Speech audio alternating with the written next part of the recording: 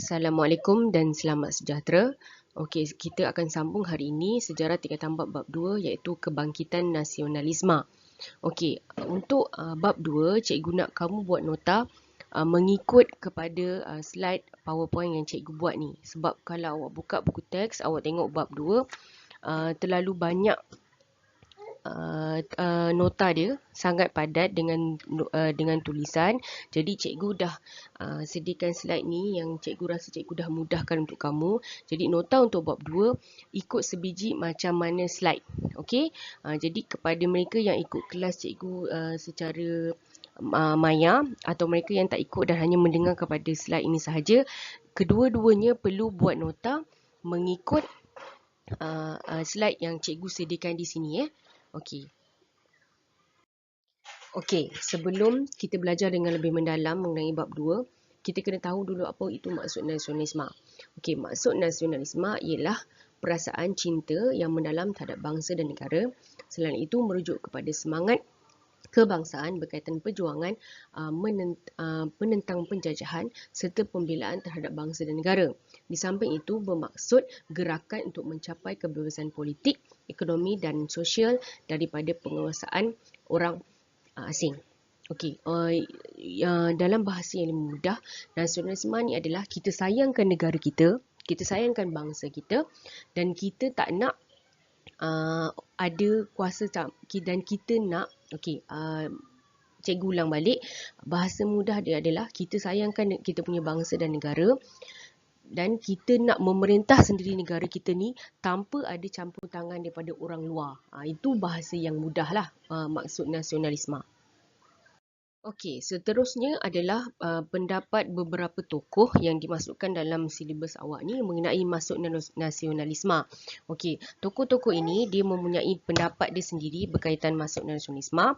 Awak boleh baca sendiri pendapat mereka di sini sila salin ni sebagai nota kamu Okey, untuk bab ni kita akan belajar perkembangan nasionalisme daripada Barat, Asia Tenggara, kemudian barulah perkembangan nasionalisme di negara kita. Okey, perkembangan ni bermula di Barat sebenarnya. Okey, awak mesti terfikir kan, Barat ada perkembangan nasionalisme ke? Bukan Barat ke yang menjajah negara-negara yang kecil, contohnya macam negara kita? Okey, sebenarnya negara Barat pun dia ada juga dia punya penjajahan. Contohnya macam Amerika tu sendiri, dia pernah dijajah oleh British. Okey, itu satu. Satu lagi, macam mana boleh munculnya perkembangan nasionalisme di Barat ni adalah dekat Barat dia pun ada pemerintahan beraja. Macam kita kan, kita ada sultan, pemerintahan beraja. Dan pemerintahan beraja mereka ni sebenarnya ada berlaku penindasan. Okey, ada satu berlaku penindasan terhadap rakyat. Jadi rakyat bangkit, dia menentang pemerintahan beraja. Itu sebabnya muncul perkembangan nasionalisme dekat Barat ni. Okey, awak tengok yang pertama tu contoh nasionalisme di Barat. Okey, ni maksud dia berkembang hasil daripada penentangan terhadap pemerintahan beraja yang menjadi simbol penindasan yang menggugat hak dan kebebasan rakyat. Okey, dan juga dekat untuk di Barat ni dia ada 3 revolusi. Okey, yang kita akan masuk sebentar lagi. Okey, itu adalah punca perkembangan nasionalisme di Barat. Okey, berikut adalah perkembangan nasionalisme di Barat. Okey, untuk nota, cikgu nak awak buat dalam bentuk jadual macam ni supaya lebih mudah faham, lebih mudah untuk nanti nak rujuk kembali. Jadi untuk nota, buat sebiji macam jadual macam ni dan isikan ikut maklumat yang diperlukan. Macam negara terlibat, pihak terlibat, idea, matlamat revolusi, peristiwa revolusi, kesan revolusi. Buat yang penting saja. Awak tak perlu salin macam ayat-ayat panjang kan. Buat supaya nanti baca semula lebih mudah. Okey, cikgu akan terangkan 2 daripada 3 revolusi dekat Barat ni. Yang lagi satu tu awak cuba fahamkan melalui nota yang awak akan buat kemudian. Okey, cikgu akan terangkan revolusi Amerika 1776. Okey, macam mana boleh munculnya perkembangan nasionalisme dekat Amerika ni adalah, okey, ada 13 tanah jajahan dekat Amerika di bawah jajahan British. Okey, jadi maksudnya British dia pernah menjajah Amerika. Tapi bukan semua, hanya 13 tanah jajahan saja. Okey, jadi 13 tanah jajahan di bawah British ni dekat Amerika ni, British dia ada aplikasikan beberapa akta kepada rakyat tempatan. Jadi berdasarkan akta yang dia aplikasikan itu, akta pelayaran, akta gula, akta stem dan akta teh, mereka dikenakan cukai. Jadi bila dikenakan cukai, rakyat sudah tidak puas hati. Jadinya walaupun ada 13 tanah jajahan ni, British takluk Amerika ni, tapi tak ada wakil British dekat Parlimen Amerika. Jadinya orang-orang yang dekat 13 tanah jajahan ni, dia cuba nak berkempen. Dia kata dia tak akan bayar cukai kepada kawasan yang tak ada wakil dekat parlimen, macam tu. Okey, jadi di bawah wakil Thomas Jefferson ni, okey, dia cuba memperjuangkan hak 13 tanah jajahan ni. Dia cuba nak merdeka, sebab dia cakap kalau pemimpin tu tak mampu untuk menjaga kebajikan rakyat, maka lebih baik mereka ni merdeka dan memerintah sendiri. Akhirnya British mengakui kemerdekaan Amerika. Jadi 13 tanah jajahan yang asalnya bawah British ni akhirnya merdeka dan memerintah dengan sendiri. Okey, itu perkembangan nasionalisme di barat. Seterusnya, revolusi Perancis ni, di mana Jean-Jacques Rousseau ni, dia adalah seorang ahli falsafah Perancis. Dia berkempen tau. Dia cakap apa yang penting adalah suara rakyat. Okey, dan rakyat ni adalah golongan yang terbeban dengan macam-macam cukai. Sedangkan golongan diraja ni dapat macam-macam kemewahan dan juga keistimewaan. Jadi tak puas hati. Jadi kempen dia tu menyebabkan ramai orang sedar dan ramai orang join kempen tu. Jadi akhirnya bila ramai orang menerima kempen yang dijalankan tu, maka Raja Louis ni kerajaannya digulingkan.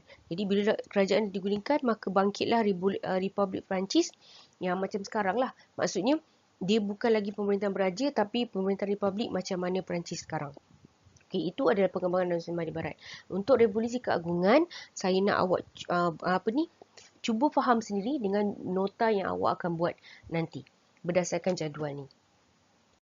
Okey, tadi cikgu dah terangkan perkembangan nasionalisme di barat. Kemudian kita beralih kepada Asia dan juga Asia Tenggara.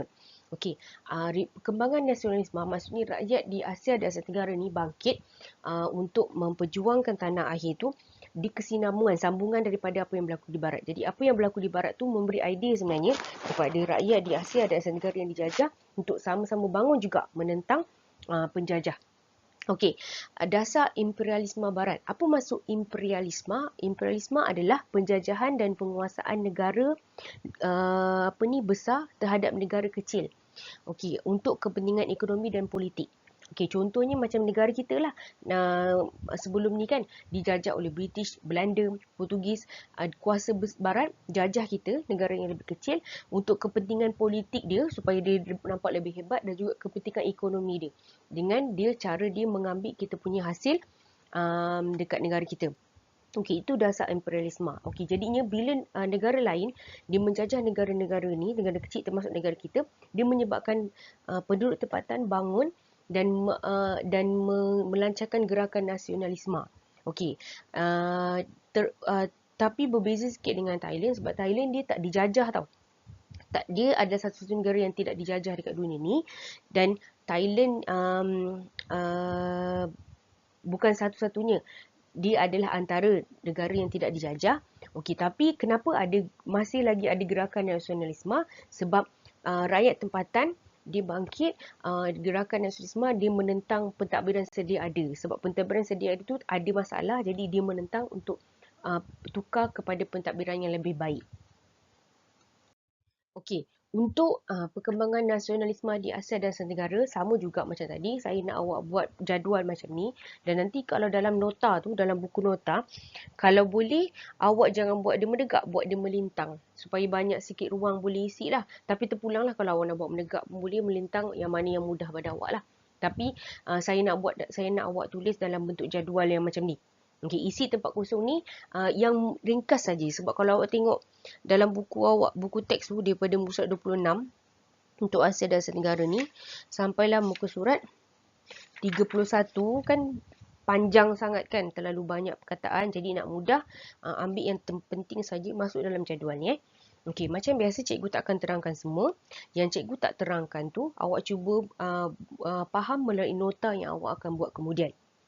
Okey, cikgu nak terangkan gerakan nasionalisme Empayar Uthmaniyah dan di Mesir. Okey, Empayar Uthmaniyah dan Mesir ni, okey, rakyat tempatan ni dia ditadbir oleh pentadbiran Islam lah kan, Empayar Uthmaniyah dan Mesir. Okey, jadi bila datang kuasa barat menjajah, okey, bila barat datang, barat akan bawa dia punya budaya, betul tak? Budaya barat yang bertentangan dengan budaya rakyat tempatan dan juga budaya agama Islam. Jadi wujud dua gerakan, iaitu gerakan Islah dan juga gerakan Pan-Islamisme. Ini dekat Uthmaniyah dan Mesir. Okey, gerakan Islah ni adalah untuk dia untuk dia me, uh, apa? Dia nak kekalkan, dia nak bagi kesedaran kepada rakyat tempatan untuk kekalkan dia punya budaya. Sebab bila barat datang, barat menjajah, barat bawa budaya dia sekali. Dia bukan semata-mata datang tu untuk ambil harta ke, untuk pentadbiran, tapi dia bawa budaya je. Jadi budaya dia tu tak sama dengan budaya tempatan, budaya Islam. Jadi gerakan Islah ni adalah untuk mempertahankan rakyat tempatan supaya jangan terpengaruh dengan budaya barat. Itu gerakan Islah. Okey, gerakan Pan-Islamisme ni pula adalah gerakan yang untuk memberi kempen kepada rakyat tempatan supaya bangkit melawan. Kalau yang tadi tu dia cuma dia gerakan Islah ni supaya dia kekalkan budaya. Tapi gerakan Pan-Islamisme ni dia bagi berkempen supaya rakyat bangkit menentang, maksudnya tolak terus penjajahan daripada barat. Okey, dan gerakan Pan-Islamisme ni dia tersebar luas sampai ke negara kita. Okey, itu yang dekat Kelantan tu, Tok Janggut menentang British di Kelantan. Okey, Tok Janggut tu dia dapat idea untuk menentang British dekat Kelantan tu adalah melalui gerakan Pan-Islamisme. Okey, itu dekat Mesir dan Uthmaniyah. Seterusnya cikgu nak terangkan dekat Jepun. Okey, dekat Jepun dia ni di bawah Maharaja Meiji ni, dia cuba nak ikut apa yang barat buat. Okey, kenapa dia nak ikut apa barat buat? Supaya barat tak jajah dia. Jadi dia tiru cara barat supaya barat tak jajah dia. Okey, itu niat asal dia. Tapi bila dia betul-betul ikut dan dia buat betul-betul, akhirnya Jepun ni daripada dia buat tu supaya dia nak elakkan barat jajah dia, akhirnya dia jadi kuasa yang kuat, dia pula jajah orang lain. Itu yang datangnya Jepun menjajah negara kita. Maksudnya asalnya dia kuat untuk diri dia supaya tak jajah. Tapi bila dia buat betul-betul tu, sampai dia boleh jajah negara orang. Itu yang berlaku dekat Jepun. Okey, seterusnya apa yang berlaku di Myanmar. Okey, Burma, Myanmar. Okey, berlaku di Myanmar ni dia ada 3 golongan tau. Golongan kelas menengah, Sami Buddha, golongan kelas menengah tu golongan siswaza universiti, Sami Buddha dan juga golongan petani. Okey, Sami Buddha ni dia bangkit gerakan nasionalisme sebab dia nak jaga agama Buddha. Daripada bila British datang tu, bila barat datang, dia tak nak agama yang barat bawa, jadi dia nak pertahankan agama Buddha. Jadi dia gunakan isu kasut. Isu kasut tu sebab bila barat datang ke Burma, Myanmar, dia masuk kuil, dia tak buka kasut. Jadi dia anggap itu adalah perbuatan yang kurang ajar. Jadi dia ajak rakyat tempatan untuk bangkit menentang supaya agama Buddha dia tak hilang. Okey, golongan siswazah ni pula dia bangkit menentang sebab dia nakkan universiti supaya rakyat tempatan ni tidak terlepas dari segi pendidikan. Manakala golongan petani pula dibangkit menentang sebab golongan petani ni dia terkesan sebab banyak sangat cukai dikenakan pada mereka, jadi benda tu membebankan dia. Okey, itu adalah sebab kenapa munculnya gerakan nasionalisme, gerakan cintakan negara dan bangsa ni di Myanmar. Okey, seterusnya cikgu nak terangkan di Indonesia pula. Okey, dekat Indonesia ni apa yang berlaku adalah